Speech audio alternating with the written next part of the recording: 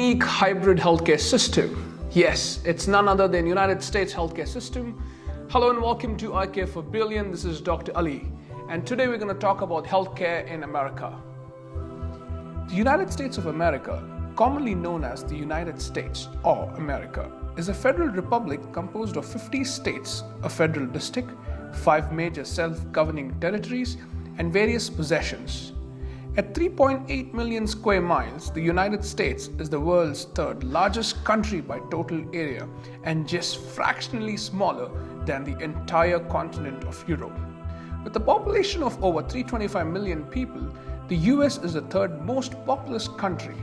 The capital is Washington, D.C. US healthcare system is unique among other industrialized countries, rather being operating as a national health services, single or a multi-payer insurance healthcare system. It is best described as world's most hybrid healthcare system. And the question is, who pays for healthcare system? Why is healthcare so expensive in America? The average spending of high-income countries, which is about 11, in a new report published in the Journal of American Medical Association like Canada, Germany, Australia, UK, Japan, Sweden, France, Netherlands, Switzerland, Denmark, was only about 11.5%, which compared to America, which is about 17.9, which is 18 in 2017, which is almost double. And if you also see the per capita income in terms of spent in US is $9,403, which is again nearly double. What they point out in US that the drugs are very expensive, doctors are paid quite high, and also the administrative level of managing medical services, regulating, and of course implementing is quite high. And if you also see the doctors are also paid quite high in America, which is about $200,000 in recent report in 2016, which is also double when compared to other countries like Sweden and Germany. Sweden is about $86,000 and Germany is about $154,000.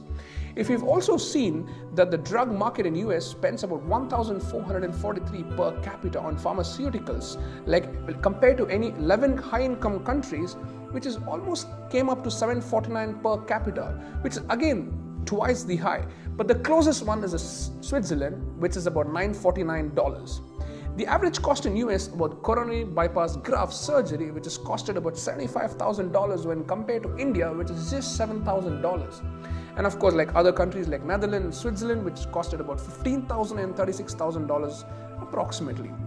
When it comes to CT scan, computer tomography, here also in the United States, which is quite high, which is $896, which is again very high when you compare to other countries like India, which just cost about $40, and in India, when you compare, it's 22 times higher than India. And then of course in Canada, you see it's $97, $279 in Netherlands, $432 in Switzerland, and the closest is Australia, which is $500,000, which is again almost half of what America spends. Number of uninsured people in America are about 45 to 60 million people. Has this number increased from Obama to Trump care? And recent study done in Harvard Medical School with Cambridge Health Alliance showed that nearly 45,000 annual deaths are happening due to lack of health insurance. So it was an honor for me to meet Neil Meltzer, who is the president and CEO of LifeBridge Health in the state of Maryland. Let's hear it from him. Hello, sir. Welcome to the show. Thank you very much. I appreciate you having me today. Thank you, sir. So moving on to the first question, sir, can you just give us an overview about the American healthcare system? Sure. I think the American healthcare system has been changing. It has morphed from an area where you get paid for procedures much more towards paying for value. The system is very focused on outcomes and very focused on keeping people healthy at home. It's a big cultural shift, I think, for a lot of the physicians and a lot of the providers, because they're used to doing a lot more, and now they're having to pay attention to the cost as well as the outcome of care. What's the transition from Obama to Trump? Has it affected you in your organization? Well, I think the transition for Obama to Trump is that historically, at least under the Obama Affordable Care Act, everyone was covered. There was an individual mandate, which meant people needed to purchase insurance, or you had to pay a fine, you had to pay a penalty if you didn't purchase insurance. What's happening now is the individual mandate is going away, which means the cost to the insurer is going to go up. The insurance companies, which funded much of the health care, relied on some healthy people buying into the system, buying the insurance. Without the individual mandate, without that requirement for some of these healthy younger people to buy in, the cost to the insurance company is going up, and we're seeing premiums go up significantly, which is putting a burden on a lot of people who want to purchase insurance but can no longer afford it. So the uninsured has become really high now? It is just moving in that direction because these changes are just taking place today. We are concerned in the future that there will be an increasing number of uninsured or underinsured people, people who just cannot afford their deductible or even their copay, if you will. It's a huge task to manage so many people in this healthcare and life bridge.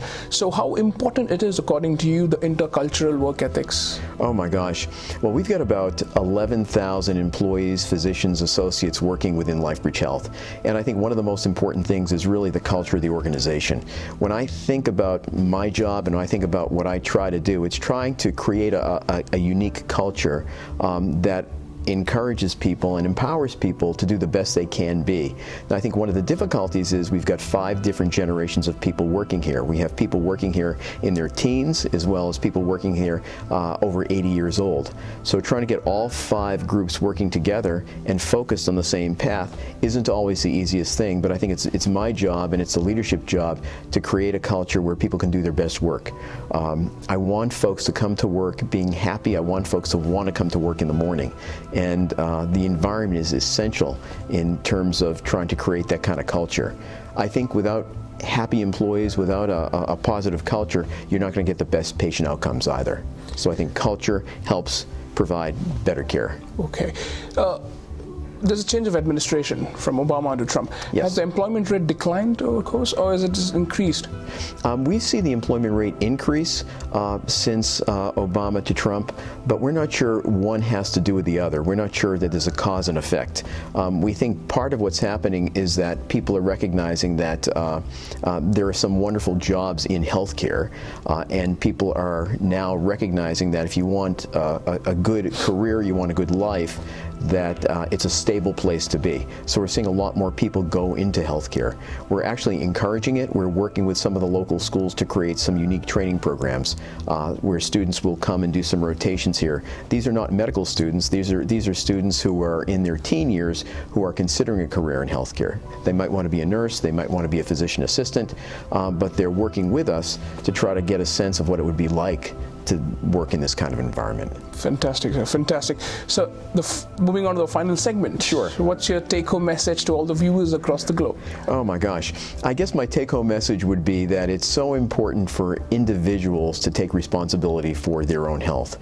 As I take a look at what's happening both in the hospital and in our local communities, I recognize that there's only so much you can do as a provider, as a physician, as a nurse with a patient. At the end of the day, it's up to the patient to eat healthy, to get exercise, and to do all the right things to maintain their health, both before they come into an organization such as ours or after they leave. Personal empowerment, personal health is the responsibility of every individual. Very well said, sir. Thank you so much for joining us. It was a pleasure having you. Thank you for having me. I enjoyed it. Finance is a very important aspect in healthcare. With this, I was honored to interview Toby Gordon, who's an associate professor from Johns Hopkins Business Caddy School, who will be explaining to us about how American healthcare system became expensive. So let's hear it from him. The one thing that always comes in American healthcare system is very expensive. It's expensive. The American healthcare system, as you know, is very complicated. There's no one in charge. I like to say it's the flying green spaghetti monster because there's no person in charge. So we have a market-based system in some regards and government-funded, more social justice-oriented model in other ways. Physicians have to negotiate payments with the government payers and the private payers. Patients have to navigate who they will get their insurance from and how it will be paid for. And so we have many providers, and it's extremely complicated and very hard for people to understand. Okay. So that's a not very positive explanation of it, but it's a complicated system. It works really well for some people, for other people, not always so well. The highest expenditure in GDP, 18% of the budget. So just going back to the history, how does all this happen? I mean, why is the healthcare so expensive in India? Reasons that primarily explain why healthcare is so expensive is that we are very specialty care and acute care focused, and we're very high-tech focused. So we spend a lot of money on devices, diagnostics, procedures, and top specialty care. We don't spend a lot of money on primary care, and while we have some prevention, most of the money goes towards hospital and acute care. And that mostly contributes to the expense factors. Physicians are also paid more in the US. And, we're a wealthy country and a lot of money goes into healthcare as a result. I would also like to say, however, that even though we're a large percent of GDP, when we've lost a lot of manufacturing as part of our GDP, healthcare has grown more quickly than other sectors of the GDP, so that really magnifies the percentage basis. But at the same time, healthcare costs do go up year after year. We do hear about a lot of innovations happening in American healthcare. You visit any hospital, they have the best state-of-the-art facilities. But is that the innovation that is causing expensive to the America? I think the innovations that are causing expenses over time are radiology and imaging, drugs, pharma, better treatments, new treatments for cancer, and we're getting better life expectancy as a result of many of the technologies that we've invested in. But we have very high-tech hospitals, as you say, that provide a lot of specialty care. We do a lot of procedures for diagnosis and treatment, and I think that's primarily what's driving the cost. The gun violence in America have caused tens of thousands of deaths annually. If you see the recent study in 2013, there were 73,505 non-fatal firearm injuries, which is quite high. With this, it was an honor to meet Vincent D. Marco, who is the president for Maryland Citizen Health Initiative, to sharing his views in terms of gun violence in America and what America in turn is doing to cope up with this kind of act. So let's hear it from this. 40% of usage of guns in American citizens. So what happened? I mean, what is the history behind that? Why did it all started to 40% of usage of guns in your country? Well, gun violence is a serious problem in America, much more than almost the rest of the world. And one reason is that guns are so easily accessible to people who shouldn't have them. And we have some laws in America to deal with this, but not enough. And in Maryland, like in a couple of other states, we've passed measures which can really do something about gun violence prevention. And it's very simple. Require that anybody who wants to purchase a handgun first get a license and be fingerprinted to make sure they're not a criminal or someone who shouldn't have such a gun. And the evidence shows that states that have such laws have dramatically less gun deaths and gun violence than states that don't. So simply, it's important that the rest of America know that there are measures like this that work. We also need to ban the assault weapons, those weapons of mass destruction like were used in these horrible shootings in schools that killed 20, 30 people in no time at all. It doesn't make any sense that those guns are available. When President Bill Clinton in 1994 banned them, the use of such horrible weapons dropped dramatically. Unfortunately, that ban ended and it wasn't restarted. It's a tragedy. The fact is, gun violence is a horrible problem in America, but there are solutions.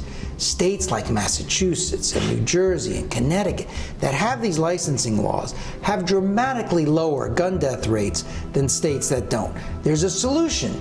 States need to do it. Saying that every day 4 people die out of gun violence. It's terrible. It's and terrible. It doesn't have to happen. Exactly. And it's not just homicides. In other words, one person shooting another. Suicides. There are a lot of young people who kill themselves with a handgun because handguns are so easy to obtain.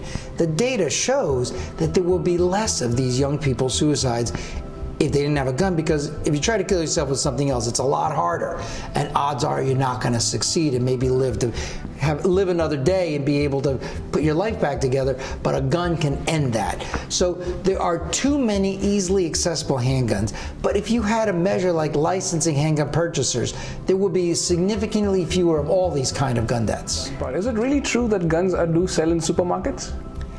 Well, it depends on where. Most places, no. No. But there are some places. If it's not a handgun, and in some places they have to have special licenses to do that. One of the problems in America is that there's so many different laws in different states.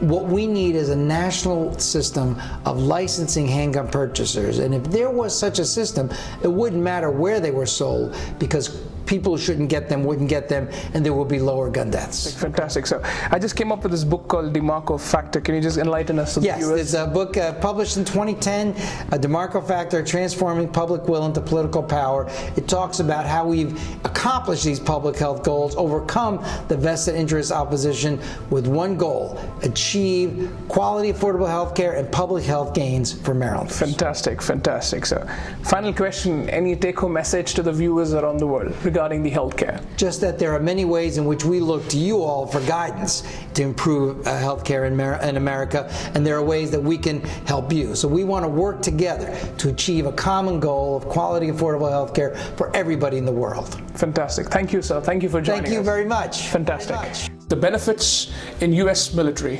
for which I have my friend Louis from United States of America, who've been served his 13 years in U.S. military. Hello, Louis. Thank you for joining.